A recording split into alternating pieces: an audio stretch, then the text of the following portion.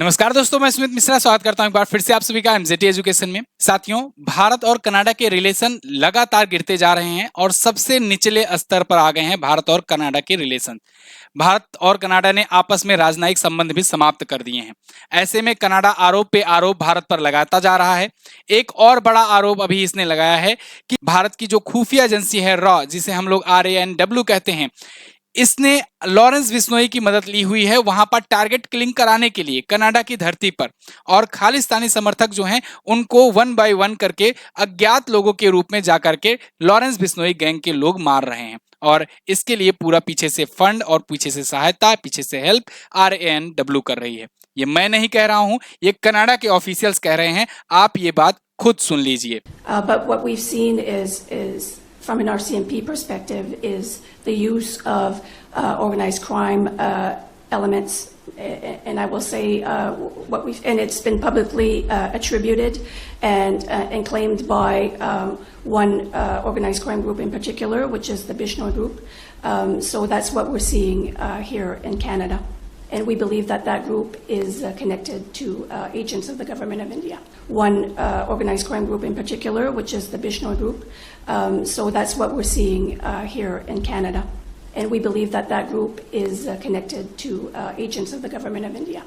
तो आज की इस वीडियो में हम लोग समझने वाले हैं भारत और कनाडा के रिलेशन है क्या, क्यों निचले स्तर पर आ गए हैं, और ये हरदीप सिंह निज्जर का मामला क्या है, क्यों बार बार ये हरदीप सिंह निज्जर वाला मामला सामने आ जा रहा है, और इसके पीछे क्या वाकई में रॉ ने ऐसा कुछ किया है या फिर कनाडा ऐसा करने के पीछे कुछ अलग मंशा रख रहा है, अलग उसका अपना फायदा इसके पीछे छिपा हुआ है। तो आज की वीडियो पूरा डिटेल से आप लोग समझिएगा। लेकिन सबसे पहले सबसे जरूरी बात ये कि अगले 2 घंटों में अभी ये टेक्स्ट बुक पास प्रो का ऑफर खत्म हो जाएगा। आप अभी जाइए 439 में टेक्स्ट बुक पास प्रो को अभी परचेज कीजिए, क्योंकि 2 घंटे के बाद ये 699 में हो जाएगा। और अगर आप किसी भी एग्जाम की तैयारी कर रहे हो, खास करके अगर रेलवे एग्जाम की तैयारी कर रहे हो, जिनके एग्जाम अभी नवंबर और दिसंबर में लगे हुए हैं, तो इन एग्जाम्स के लिए मॉक टेस्ट देना बहुत ज्यादा जरूरी है। और मॉक टेस्ट के लिए आखिरी मौका अभी है, क्योंकि अभी 2 घंटे के बाद ये प्राइजेस बढ़ जाएंगे। 554 में आप लाइफ टाइम वैलिडिटी वाला और 439 में आप ले सकते हो 1 साल की वैलिडिटी वाला text book pass pro. India के सभी एग्जाम का मॉक टेस्ट यहां पर आपको मिलेगा। लिंक डिस्क्रिप्शन में दिया गया है। MJT कूपन कोड यूज करोगे तभी आपको ये प्राइजेस पर मिलेगी। जाइए अभी परचेज कीजिए। टॉपिक पर वापस आते हैं। आज के टाइम पर पूरी सुर्खी यही बनी हुई है हर जगह कि कनाडा बोल रहा है कि भारत लॉरेंस गैंग से टारगेट किलिंग करा रहा है, और इसके सबूत भी ये पेश कर दिया है, ऐसा कहना है कनाडा का। कनाडा ने कहा है कि हम भारत सरकार को सबूत पेश कर दिए हैं, जो सबूत उनको चाहिए था। एक्चुअली में हरदीप सिंह निज्जर की हत्या हुई थी पिछले साल जून महीने में। वो गुरुद्वारे से निकल रहा था तो कुछ अज्ञात लोगों ने आकर के गोली मारकर उसकी हत्या कर दी थी। जून 2023 की यह घटना है। सितंबर जब आया 2023, तब कनाडा ने आरोप लगाया कि इसके पीछे भारतीय एजेंट्स का हाथ है। भारत ने कहा सबूत दिखाओ, क्या सबूत है आपके पास। तो उसके बाद बहुत ज्यादा चर्चा चली। अभी मैं डेट बाय डेट आपको दिखाऊंगा चीजें। फिर आकर के अब ऑफिशियली इन्होंने बताया कि हम सबूत भी पेश कर दिए हैं और इसके पीछे भारतीय एजेंट का हाथ है, और भारतीय एजेंट्स जो हैं ये टारगेट किलिंग कराने के लिए लॉरेंस बिश्नोई गैंग का सहारा ले रहे हैं। लॉरेंस बिश्नोई गैंग जाकर के कनाडा में टारगेट किलिंग कर रहा है खालिस्तानी समर्थकों का। अब थोड़ा सा पहले खालिस्तान मूवमेंट के बारे में जान लो, उसके बाद आगे बढ़ेंगे, तब आपको अच्छे से समझ में आएगा। एक्चुअली में दोस्तों, हरदीप सिंह निज्जर नाम का एक व्यक्ति था, जो अब था हो गया है। जून में इसकी हत्या कर दी कुछ अज्ञात लोगों ने। ये जो है खालिस्तान मूवमेंट का प्रचार प्रसार करता था। ये अपना प्यारा भारत का मैप है।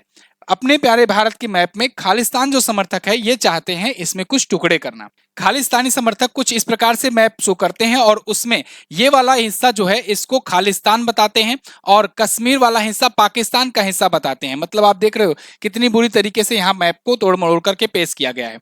ये खालिस्तान वाला जो हिस्सा बताते हैं ना, इसमें अपना पंजाब, हरियाणा, उत्तर प्रदेश का हिस्सा, हिमाचल प्रदेश का, उत्तराखंड का हिस्सा, दिल्ली का हिस्सा, इसके अलावा इधर पंजाब प्रांत का भी हिस्सा, जो पाकिस्तान का पंजाब प्रांत है उसका हिस्सा ये बताते हैं। तो इस वाले मैप में, इसलिए मैंने इसको क्रॉस कर दिया है, बिल्कुल अपना नहीं है, अपना प्यारा भारत ऐसे ही है और ऐसे ही रहेगा। आगे हो सकता है पाकिस्तान भी इसमें ऐड हो जाए, लेकिन ऐसे रहेगा, कुछ कम नहीं होना है। तो यहां पर जो खालिस्तानी समर्थक है ना, इसको लेकर के मूवमेंट चलाते हैं। अब इंडिया में तो औकात है नहीं चलाने की, तो इसलिए ये ब्रिटेन में, कनाडा में, यूएस वगैरह में वहां पर ह्यूमन राइट्स का हवाला देते हुए अक्सर प्रोटेस्ट करते हुए दिख जाते हैं। कभी भारतीय एम्बेसी के सामने, कभी जब भारतीय कोई बड़ा लीडर वहां पर जा रहा होता है तो उसके सामने थोड़ा मोड़ा दो चार लोग इकट्ठा होकर के मूवमेंट को अंजाम देते हैं। तो कुछ इस प्रकार से वो वहां पर चलाते हैं। लेकिन पिछली साल कुछ गजब ही हो गया। पिछली साल बारी बारी एक एक करके कुछ लोग जो हैं ये निपटने लगे, और कौन आकर के कहां मार करके चला जा रहा था कुछ पता नहीं चल रहा था। खबरें ये आ रही थी कुछ अज्ञात लोग आए, मार करके चले गए। अज्ञात में कौन था, कहां था, कैसे था, कुछ पता नहीं चल पा रहा था। इसमें आप देखो, जैसे रिपुदमन सिंह मलिक 15 जुलाई को इसकी हत्या होती है 2022 को। अमरप्रीत शर्मा 29 मई 2023 को इसकी हत्या होती है। हरदीप सिंह निज्जर 18 जून 2023 को इसकी हत्या होती है। ये बड़ा नाम है, अभी इस पर डिटेल में चर्चा करेंगे। करणवीर सिंह गर्चा ये 2 जुलाई 2023 को जाता है। सुक्खा दुनेक ये 21 सितंबर को। हरदीप सिंह उप्पल ये 11 नवंबर को। मतलब 2023 पूरा धमाकेदार रहा इनके लिए। यहां पर हरदीप सिंह निज्जर जो है ये एक बहुत बड़ा कद रखता था कनाडा में, कनाडा पॉलिटिक्स में। कनाडा में एक्चुअली में सिख कम्युनिटी बहुत ज्यादा मात्रा में रहती है और एक अहम रोल निभाती है वहां की गवर्नमेंट में भी। लगभग 21 सीटें जो हैं वो सिख कम्युनिटी से वहां पर आती हैं। तो जस्टिन ट्रूडो की जो गवर्नमेंट है ना, वो सिख कम्युनिटी के वोटर्स के द्वारा और उनकी सीट के द्वारा ही सपोर्ट से बनी थी। अब जस्टिन ट्रूडो जो है, जो कनाडा के प्रधानमंत्री हैं, जब यहां पर खालिस्तानियों की हत्याएं होने लगी तब इन पर प्रेशर पड़ना शुरू हुआ। क्योंकि ये जो है हरदीप सिंह निज्जर, ये भी पॉलिटिक्स में अच्छा कद रखता था अपना, और इसी के प्रेशर से बाद में प्रेशर डाला जाना शुरू हुआ जस्टिन ट्रूडो पर। फिर जस्टिन ट्रूडो ने यह कहना शुरू कर दिया कि भाई इसके पीछे भारतीय एजेंट का हाथ है। अपने संसद में बोल दिया बाकायदे कि इसके पीछे भारत के सरकारी एजेंट्स का हाथ है। भारत की जो रॉ है वो इसकी इन हत्याओं को करा रही है, जो अज्ञात लोग मार करके चले जा रहे हैं। भारत ने कहा कि सबूत लाओ, क्या सबूत है आपके पास। अब सबूत इकट्ठा करने के लिए ना क्या होता है कि अमेरिकी खुफिया एजेंसी CIA और कनाडा की एजेंसी जो है ये लोग मिलकर के प्लान रचती हैं। ये गुरपवंत सिंह पन्नू है, ये निज्जर के जाने के बाद ये खालिस्तानी मूवमेंट का ये सरगना बना हुआ है, और ये हालांकि जब भी इस पे ऊपर आती है आज तो ये बिल में घुस जाता है, लेकिन आए दिन जहर उगलता रहता है भारत के खिलाफ। तो ये अपने आप को खालिस्तान का अगला लीडर बताता है।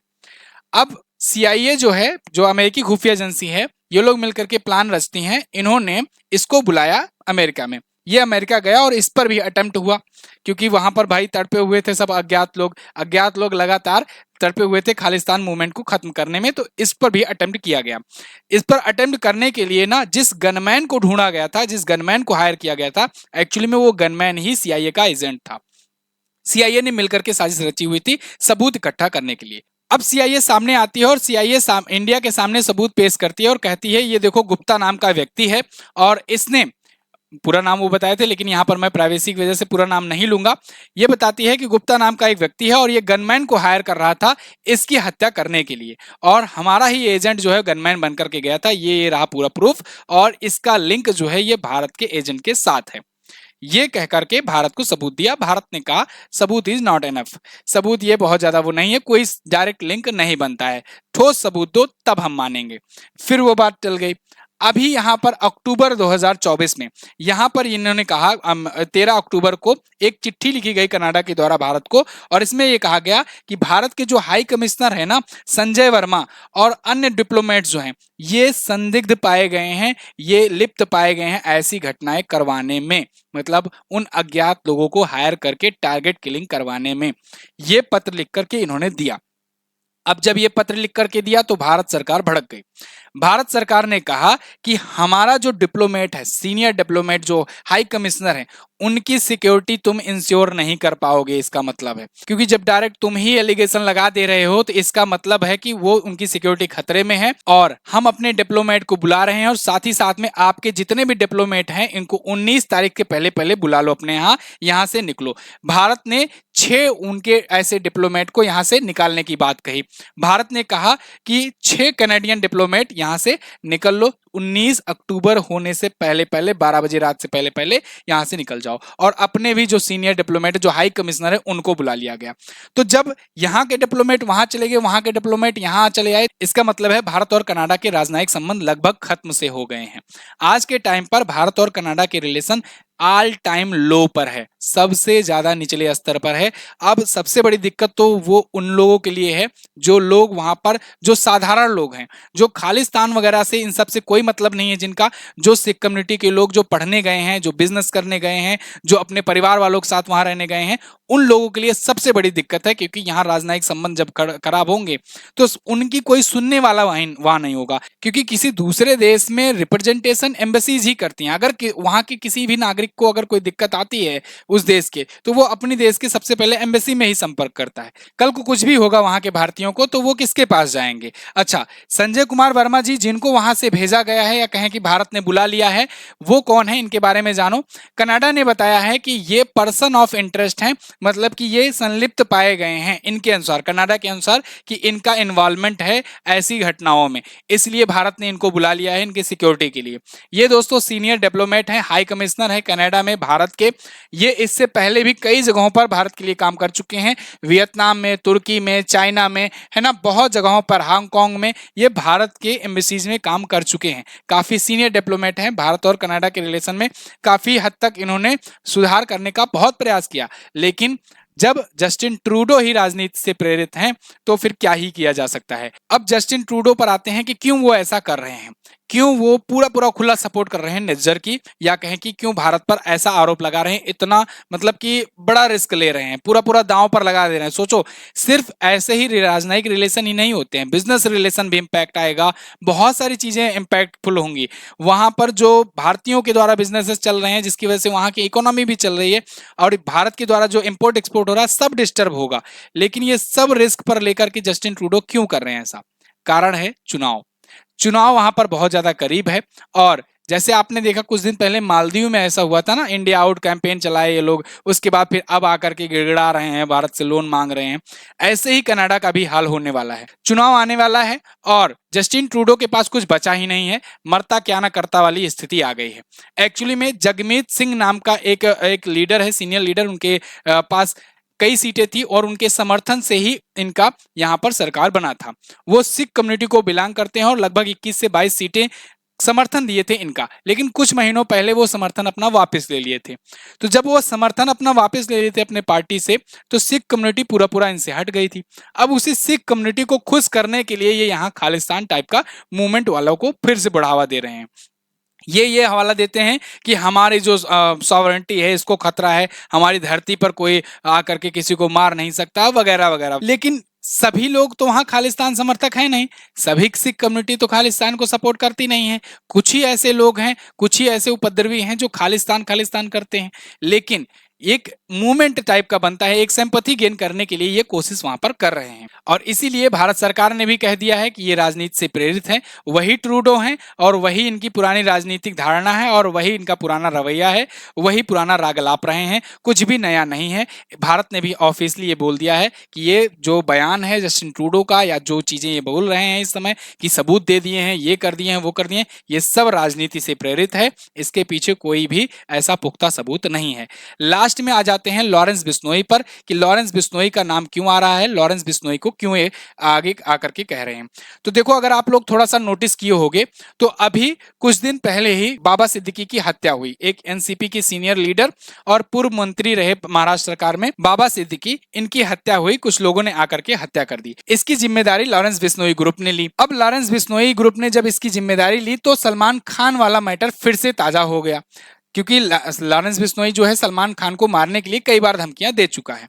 अब भारत में ये पूरा मामला गरमाया हुआ है। अब लॉरेंस बिश्नोई ऐसे कई बार खालिस्तानियों को भी मारने के लिए कह चुका है कई बार। इसी बात का फायदा उठा रहा है कनाडा।